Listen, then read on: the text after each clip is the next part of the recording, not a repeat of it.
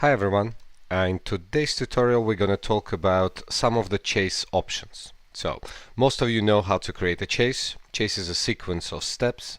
So if you record one new cue on the top of the previous cue and so on and so forth, so by default in the live mode it will create a chase for you.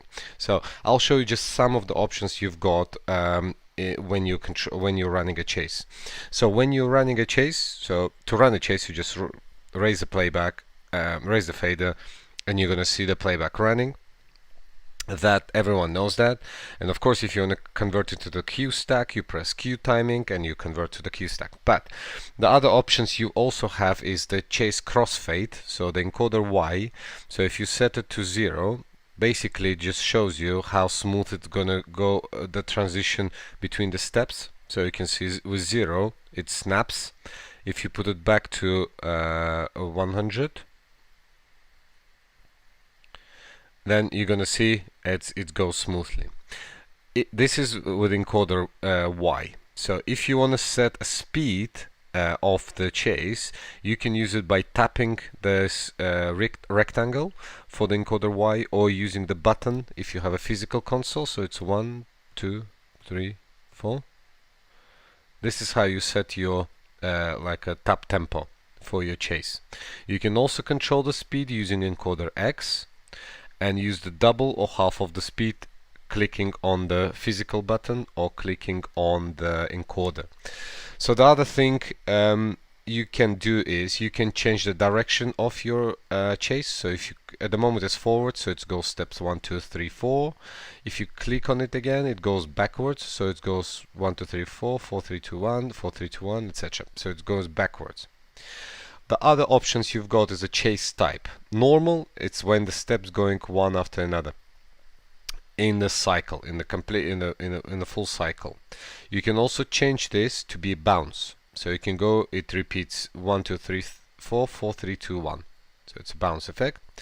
And you've got an option to do a random. So it goes randomly, jumps between the steps.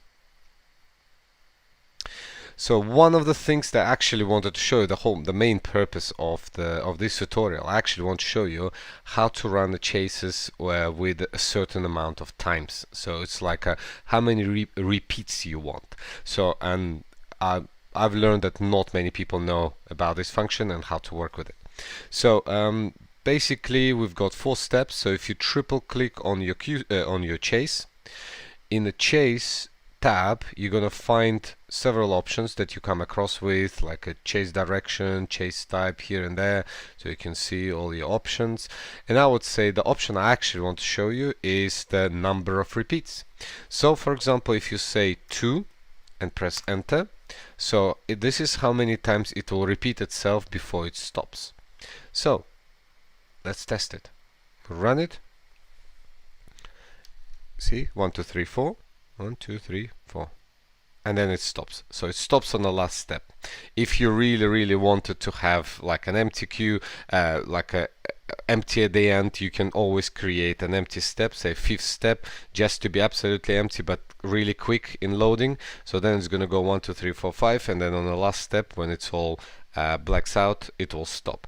But basically it is really useful tool if you have, let's say, just bumps, those 3 steps bumps, and you want them to run only like say 3 times. And in that this is where this option is going to be really useful. So it's like when you know you want to do it 1, 2, 3 and cut, or let's say 1, 2, 3, 1, 2, 3 and cut, this is exactly option that will be useful for you.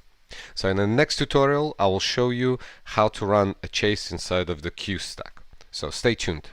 Thanks and bye.